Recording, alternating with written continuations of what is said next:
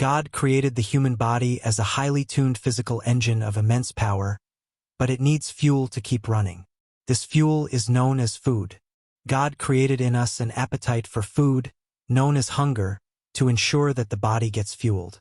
Food satisfies our appetites and provides us energy as part of nature's balance to keep life moving. So why would someone choose to go hungry? In modern times, we are conditioned to eat 3 times a day. We are constantly reminded that a hearty breakfast is the foundation of the day. We were taught in school to eat 3 full meals a day and exercise to be strong. So why skip meals? The world calls not eating dieting and often does it to lose weight or for health reasons, but some abstain from eating for spiritual reasons. This is referred to in the Bible as fasting. A fast is typically undertaken for a defined period to achieve a spiritual goal. Consider the following example from the Old Testament. Once a year, Jewish faithful were required to fast. Leviticus 16 verse 29 says, "And this shall be a statute forever for you. In the 7th month, on the 10th day of the month, you shall afflict your souls and do no work at all, whether it be one of your own country or a stranger that sojourneth among you." This fast was observed on the Day of Atonement, known as the Yom Kippur fast, meaning Day of Atonement. God required his people to fast once a year on the Day of Atonement. Everyone fasted. Why everyone? Because God wished for all to remember the solemn experience of their salvation. On the Day of Atonement, the high priest entered the Holy of Holies and offered the blood of an animal in exchange for the sins of all. Leviticus 16 verse 4 instructs the high priest to wash his flesh with water in the holy place, put on his garments, and offer burnt offerings for himself and the people, making atonement for their sins. On the Day of Atonement, which dealt with the sins of the nation, everyone fasted to identify with the high priest who sacrificed a lamb for the forgiveness of their sins. Jesus also addressed fasting in Matthew 6 verses 16 to 18, advising his disciples, "When you fast, do not look somber like the hypocrites, for they disfigure their faces to show others they are fasting. Truly I tell you, they have received their reward in full. But when you fast, anoint your head and wash your face, so that it will not be obvious to others that you are fasting, but only to your Father who is unseen, and your Father who sees what is done in secret will reward you." Jesus' caution against flaunting fasting emphasizes the importance of sincerity and humility in spiritual practices. Fasting is a legitimate spiritual discipline, but it should not be done for public acclaim. Instead, fasting involves temporarily abstaining from bodily desires, usually food, in favor of spiritual needs such as dedicating oneself to secret prayer and seeking God's intervention.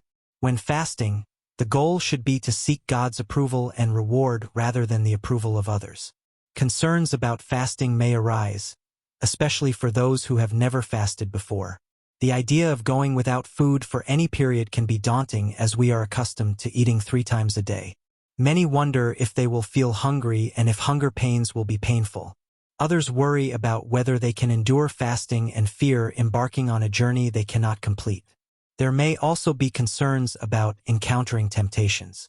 Additionally, there may be social concerns, such as worrying about how friends will perceive the fasting individual. However, Jesus advised in Matthew 6 verses 17 to 18, "When you fast, anoint your head and wash your face, so that it will not be obvious to others that you are fasting, but only to your Father who is unseen, and your Father who sees what is done in secret will reward you openly." Thus, fasting is a private commitment between the individual and God, and it is not necessary to impress others with religious devotion. Fasting can take various forms and may be done individually or as part of a group such as a church community.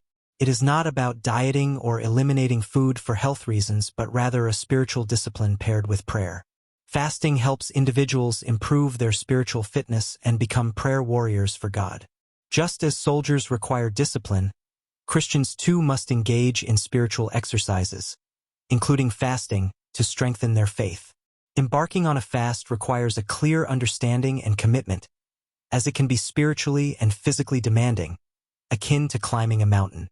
However, the rewards of fasting are significant, and starting with small steps can honor one's faith and lead to spiritual growth. Ultimately, God values the heart's response during fasting, emphasizing the sincerity and attitude of the individual over the length or intensity of the fast. The heart behind it is essential. When you begin to fast, don't worry about how long your fast should last. Just make sure your relationship with God is in good order. God knows everything. He understands and values the sincerity of your prayers more than their length. If you've never fasted before, start by skipping just one meal. In the Old Testament, Jews were required to fast for 1 day on Yom Kippur each year. A day, according to the Jewish calendar, began at sunset and ended at sunset the next day. God taught the Jews to count their days. So, the evening and the morning were the first day. Genesis 1 verse 5. Plan to start your fast when the sun sets or maybe just before sunset. This means you'll skip the usual evening meal, then also skip breakfast and lunch the next day. After sunset, most Jews broke their fast by eating a normal meal. Fasting with a companion, although private prayer and fasting are foundational to all intercession, can be beneficial. If you've never walked this path before, consider starting your fasting journey with another person. If you're fasting for a specific answer to prayer, invite someone to pray and fast with you. There is strength in numbers. Jesus said in Matthew 18 verses 18 to 19, "Truly I tell you, whatever you bind on earth will be bound in heaven, and whatever you loose on earth will be loosed in heaven. Again, truly I tell you, if 2 of you on earth agree about anything you ask for, it will be done for them by my Father in heaven." These verses aren't just about prayer. They're also about the commitment we make when in agreement with another person. Think of it this way. When you plan a vacation with another person, it's more memorable if you plan, dream, and share experiences together. Sharing your vacation with another person usually makes it more enjoyable. The same is true for fasting. When you share the experience of fasting and praying together, your prayers are likely to be more focused. Fasting with another person also has additional benefits.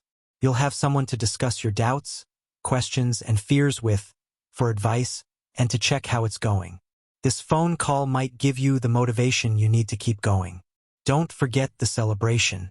When you climb a mountain alone, you're doing it to prove something to yourself, and the victory is solely yours. But when you climb with others, you have many people to celebrate with when you reach the top. You celebrate, embrace, and then return to tell everyone about your victory. When you finish the fast, you can rejoice together. Simply being together makes the taste of victory even sweeter. Another advantage of fasting with a friend is that it establishes accountability. You'll be less tempted to snack or break your fast if you know a friend is aware of your fasting. Perhaps you've already run or walked for health with a friend.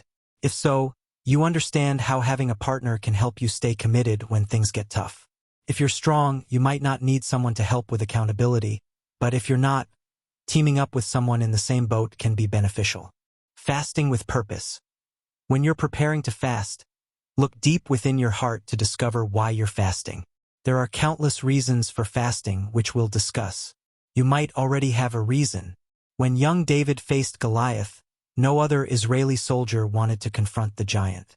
They not only refused to fight Goliath, but each gave David a different reason to avoid the battle. However, David was undeterred. He had a compelling reason to fight that particular giant. It's not just about praying and fasting. We fast for a reason. Are you willing to fast and give up your pleasures? Make a list of your causes. Write them down on paper so you can see them with your own eyes. When you keep a cause only in your mind, it can become blurry or vague. You might have a general idea of why you should fast now, but take time to write down your reasons. This will sharpen your focus. If you see it written, plan everything. Don't enter your fast casually or with a careless attitude. Plan to succeed. If you don't, you're likely to fail. Don't participate in a fast just to see how far you can go. "I'll try until I get hungry," some people have said about fasting. They then give up at the first sign of discomfort. Make a firm commitment to fast for a day regardless of the circumstances. You've moved from thinking about fasting and wanting to be more spiritual to taking the next step and committing to seek God for your cause. You are committed to fasting based on God's grace and help. Types of fasts. The absolute fast. This is a fast where you eliminate all food and water. Paul underwent this type of fast for 3 days after seeing the Lord Jesus on the road to Damascus and being struck with blindness. And Paul, was without sight for 3 days, and neither ate nor drank. Acts 9 verse 9. For your first fast, do not undertake the absolute fast. This fast is intended for those who are deeply distressed or are fasting to resolve a severe problem, such as deliverance from an addiction or protection against a spiritual attack. The normal fast. During this fast, you avoid all solid food and drink only liquids. The fast is most often used in the Bible to refer to people who ate no solid food, while the matter of drinking liquids is often not mentioned. In those days Jesus ate nothing, and at the end of them he was hungry. Luke 4 verse 2. There's no mention of Jesus drinking liquids. The partial fast. In this fast, you eliminate certain liquids or solids, but not all. This is also known as the Daniel fast because Daniel, eating from the king's table, insisted, as stated in Daniel 1 verse 12, "Please test your servants for 10 days. Give us nothing but vegetables to eat and water to drink." The fast didn't harm Daniel or his friends. At another time, Daniel reflected the spirit of the partial fast. "I ate no choice food. No meat or wine touched my lips, and I used no lotions until the 3 weeks were over." Daniel 10 verse 3. This partial fast specifies what Daniel avoided. 1. Pleasant foods, similar to our donuts or cakes, a dessert fast. 2. Meat, a meat-free diet. 3. Wine, anything that is pleasurable or brings joy. John Wesley's fast. As the founder and leader of the Methodist movement, John Wesley called all his circuit preachers to the new chapel in London for a conference every 2 to 3 months to prepare spiritually. Wesley fasted for 10 days before each meeting, consuming only natural whole-grain bread and drinking water. He fasted and prayed for spiritual power to influence his ministries. At these meetings, all Methodist preachers left the conference resolved to change the world, establishing the largest Protestant denomination in the world. This reflects God's honor to Wesley's spiritual dedication to fasting and prayer. The rotation fast. This fast is rarely used in Christian circles as it's primarily for medical purposes, mainly to determine a person's reaction or allergy to specific foods.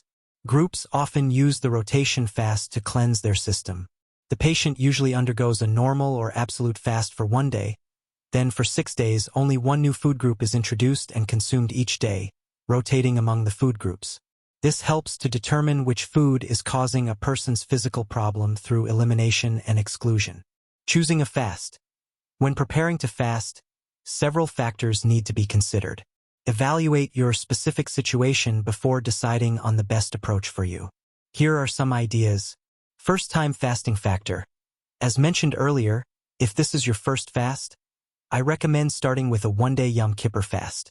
If you wish to fast for a longer period to address a serious or ongoing issue, perhaps fasting 1 day a week for 3 weeks might be preferable to starting with a 3-day fast. Remember, if this is your first fast, you're embarking on an unfamiliar journey. Proceed with caution as you're learning new skills and attitudes for both your body and soul. Your first fast should be a normal fast where you eat nothing and consume only liquids for 1 day. This practice will help train your body not to react negatively if you later eliminate both food and liquids.